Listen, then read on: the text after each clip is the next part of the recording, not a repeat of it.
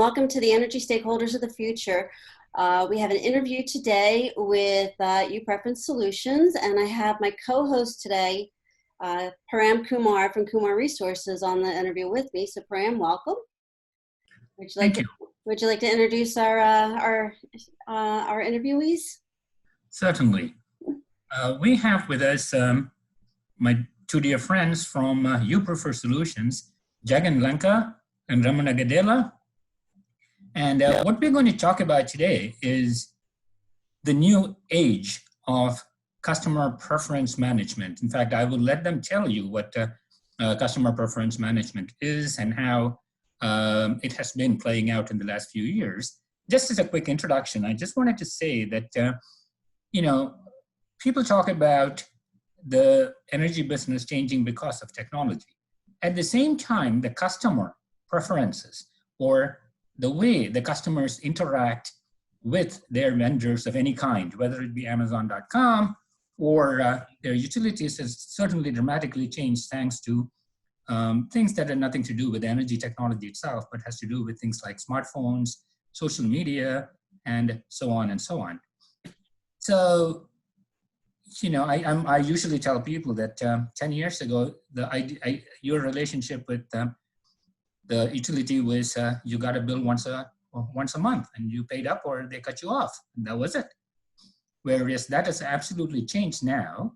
And to tell you how the customers' preferences in terms of how they want to deal with their vendors, we have Jagan and Ramana, who are the experts on this topic, as you know. And so here's a question: if Jagan, if you could start with you, talk about what exactly you mean by customer preference management and how it is different today for the utility industry compared to other industries. Absolutely. Thanks, Kumar and Christina, for this wonderful introduction.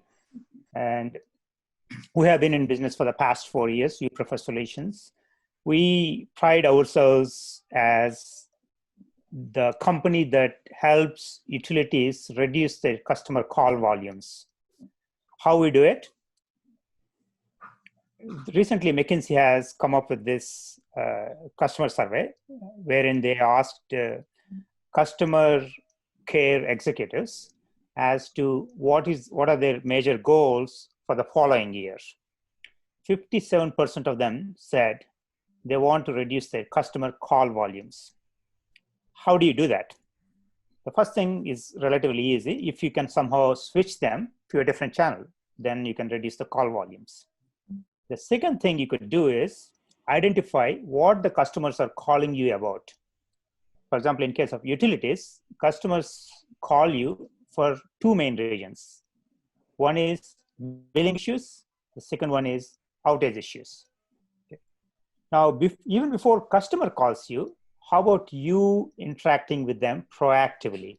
For example, you have an extremely hot summer, and you expect this particular customer's bill is going to be maybe 50% more than what he usually pays. Okay. Instead of giving him the sticker shock at the end of the month, wherein the moment I see a pretty high bill compared to my past, I'll just pick up the phone. I don't even think about what might have happened. I just call them, hey, listen, my bill used to be $200, suddenly my bill is $300. Why give the customer that chance? Instead, proactively tell him, maybe at the middle of the month, give him a mid-bill alert saying that we're experiencing a hot summer. Your usage is much higher than what it typically is, so we expect the bill to be much higher. There is a quote from Seneca, who is one of the Roman philosopher. He's a Stoic philosopher. He says, the man who has anticipated the coming of troubles has the power to handle them better. I don't remember it exactly, but the man who has anticipated about. So instead of giving him this sticker shock at the end of the month, if he knows well in advance, okay, this month my electricity bill going to be higher, so he's prepared to handle it. And that eliminates one call. Likewise, outage notifications. Instead of customer calling you every so often saying that, hey, when is my power going to be restored? If I tell him, okay, your power, given you're in this zip code, given how well we are doing in terms of restoring the power, it is likely that your power will be restored 5 o'clock this afternoon rather. So that gives the customer the comfort, okay, these guys are on the job and I'm in good hands. So that is what we do, is help companies proactively communicate with their customer and hence try to reduce the customer call volumes. So what is happening in the industry right now is, one is essentially the customer journeys is one of the buzzwords that they use. We'll explain what customer journey is. When you talk about a journey, you have a beginning point and an end point and a few pit stops in between.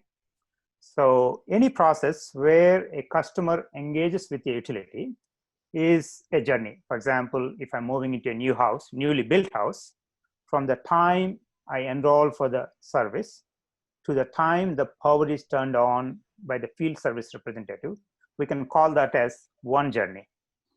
Likewise, billing and payment journey, if you miss the moment the bill is ready, then you send the bill and the customer understands the bill, needs to understand the bill, then he pays the bill through whatever channel you have. So these are all different pit stops at different points in this journey. And each point of time, you need to have some kind of, okay, for example, at the time the bill is ready, you send a notification to the customer. Or just before his payment is due, you send a notification to them. So as long as the utilities address the customer journey as a whole, as opposed to addressing individual touch points, they're better off because you're addressing the process as a whole, as opposed to addressing a touch point here, touch point here, touch point here. For example, you may have the best call center in the world, but your payment gateway doesn't work properly, then kind of the journey is not so smooth for the customer. So that's where we come into the picture, is essentially at each of these touch points, wherever it helps for the customer to receive a notification, our system, our preference management systems send those notifications to the customer to avoid the shocks and to kind of to keep him ahead of the curve, to keep him to give some kind of advance notice as to what is happening with his bill, with his service, and various other things that the customer might be interested in. So that is kind of one of the things that we wanted to talk about. And the other trend we see, and in fact, that is where we highlight ourselves, is the consent management. Consent management, when people talk about consent management, they typically talk about consent management at the device level. For example, if I have phone numbers, if I have given a consent to receive text messages on that phone, that is a consent management at the device level. So as soon as I give the consent, then I keep receiving the messages. But that is just one aspect of it. That is one that almost every preference center addresses. But there is a higher level consent management. Essentially, this is related to one of your questions as to how the utility preference management is different from other industries. For example, if you're in the airlines, if the flight is getting delayed, the only person who needs to be notified is the passenger, is whoever is traveling.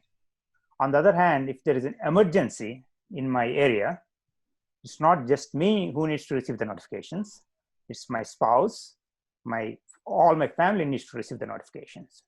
So I have to make sure that they also are able to set their preferences to receive notifications as and whenever there is an emergency.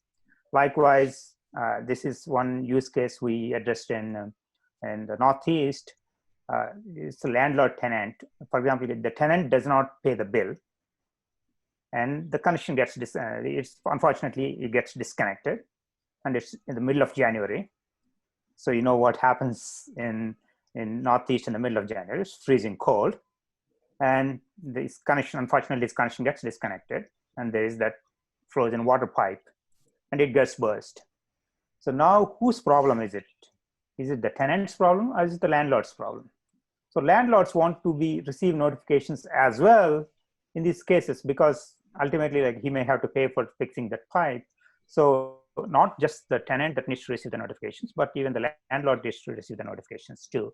So there, you need to establish that relationship between landlord, and even though technically the account is in the name of the tenant, the landlord also needs to receive notifications as and when this gate is not paid. So there is some, you have to give some, the tenant needs to give the consent for the landlord to receive the notification in this particular case. Likewise, as an account holder, I need to give a consent for my spouse to receive the notifications.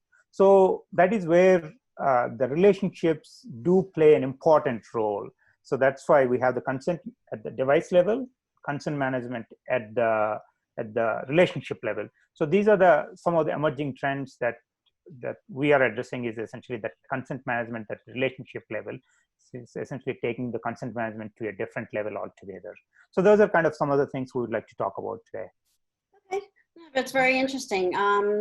When you were talking about your customer journey and everything, one thing that came to mind was, you're empowering the customers by, like you said, when during the summertime, like the usage is high, you give, the utility will notify the customer, so maybe they can make adjustments with, either their budget or with their air conditioning or something.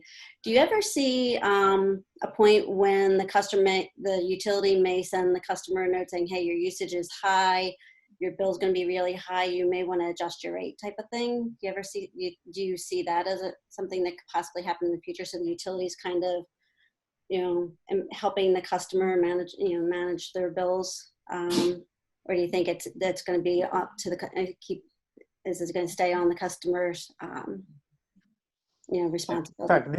That is one of yeah, go ahead, Christina. That is one of the thank you, Christina. Ramana, you want to address that? Or?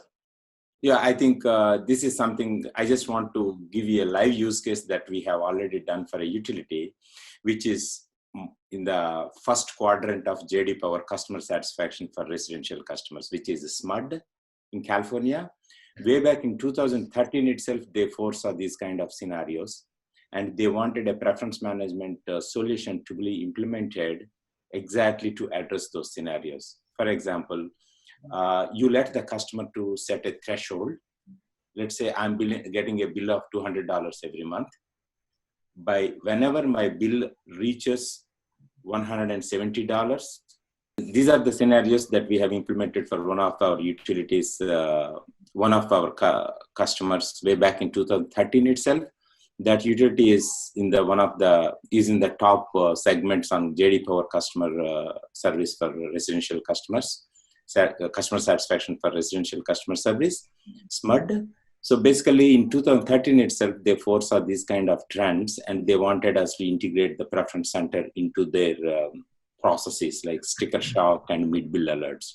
So what we did, two scenarios that we implemented for them were like, okay, on first is the time every month I get my bill, okay? And so every month on 15th, I send an alert to the customer by calculating the current consumption of his based on his current consumption, what is the pro forma invoice for the first 15 days for the middle of the month. So by receiving that alert on 15th of every month, the customer knows, okay, this is what I have consumed. If I continue to consume the electricity in the same similar trends, I may end up burning so much. So let me take care of my energy consumption. That is one scenario. We call it as mid-bill alert. Similarly, we also implemented for them another scenario wherein customer sets a threshold. So let's say I have been getting $250 bill every month, and I have set a threshold of $200 in my consumption in the utilities reference center. And every night, the system calculates your consumption up until that date. As and when it reaches that threshold, it sends you an alert. That way, the customer knows what his actual, I must have burned $200 on the first 5 days itself because of a party at my home or whatever it is. But at least that alert tells the customer that, hey, I have to be careful about my energy consumption. That's very interesting. In fact, in California and Texas, a lot more has been done in the recent past, primarily because of the accessibility to smart meter data. Because in both of them have a very high penetration rate of these smart meters in residential locations, and therefore they can actually calculate the bill as of yesterday or as of today or whatever. Whereas in, these things are a little bit harder a challenge for the Northeast, for instance, where smart meters are not nearly as common. But thank you very much. That was a very good introduction. And Christina? Yeah, so we will be continuing these conversations. Thank you guys very much, and thank you.